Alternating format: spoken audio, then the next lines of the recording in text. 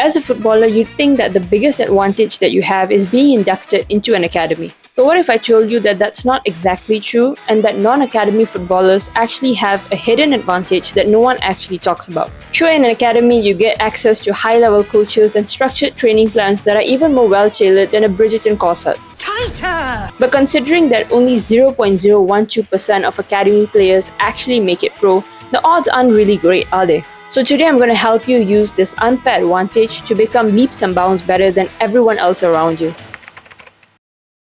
This is a skill that once you learn through football can be used in any area of your life. And being in an academy almost robs you of this. See, in an academy there are world-class coaches. And world-class coaches are world-class at what they do. And whenever there's someone that's better than you at something, it makes more sense to just let them do the job. Which means you don't end up doing it. And if you don't end up doing it, you don't end up learning it. It's the same as your parents telling you to not talk to boys your whole life, and then suddenly at 25, they expect a boyfriend to pop out of thin air. And this is the first advantage that non-academy players have. When you're not in an academy, you have to train on your own. The majority of training happens at your will. And in return, you learn how to train and not just train with the help of others. The biggest lesson that I've learned as someone who has never even seen the shadow of an academy is learning how to train. I grew up playing football for a club in my hometown that only trained 2 times on the weekend.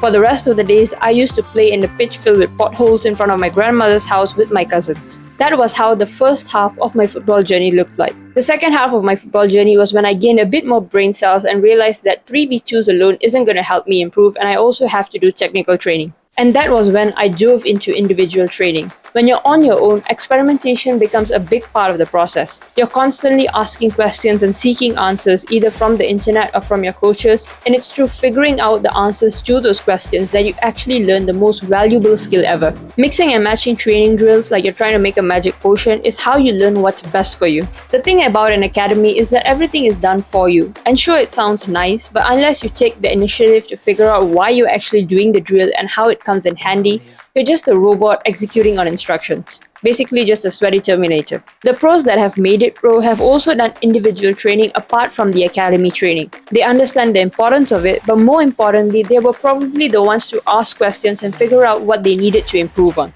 So instead of moaning about how you don't know how to train, start knowing. Start asking yourself, what went wrong in the last game that I played and how can I fix that? Ask yourself, what is the one thing that if I improve today will twofold my performance on the pitch? And then go out there and try and figure it out. Immerse yourself into the depths of the knowledge pool just like Odin chasing the rift. Read books, watch YouTube videos, try different drills and see which ones actually challenge you the most. More often than not, you're already doing the right drill. You just need to increase the intensity. Now, if you're enjoying this and you would like to go deeper, make sure you get my free tactical ebook in the pinned comment down below. Which brings me to the second advantage that non-academy players have.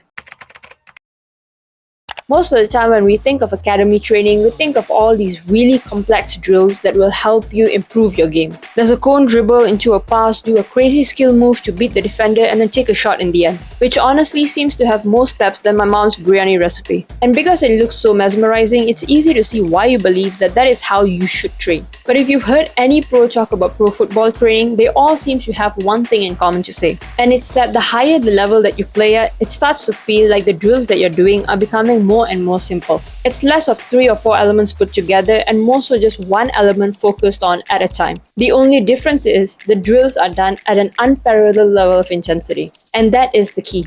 Unparalleled level of intensity.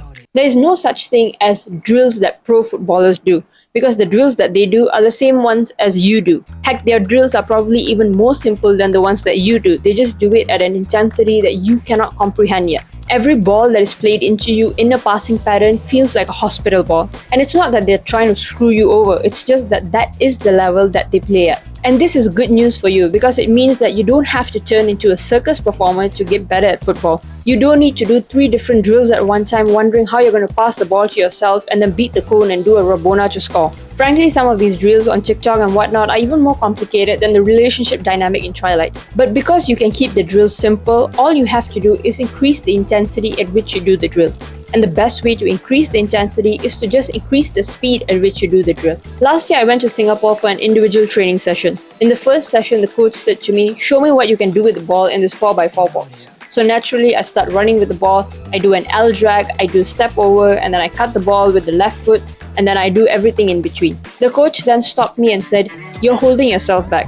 You're not pushing the ball out far enough, and that's what's making you slower. Your need for wanting to control every movement is what is making you stiff, and you need to learn to let go." And needless to say, he was right. So yes, run faster than you're used to, push the ball out further than you're used to. Sure, you'll fall flat on your face a few times, but over time you will learn how to keep the ball under control. An ego bruise is way better than a performance bruise. And honestly, this is what took my game from amateur to semi-pro worthy. So I'm telling you all of this from experience. Now, if you want to train on your own but you don't know where to start, check out this video right here.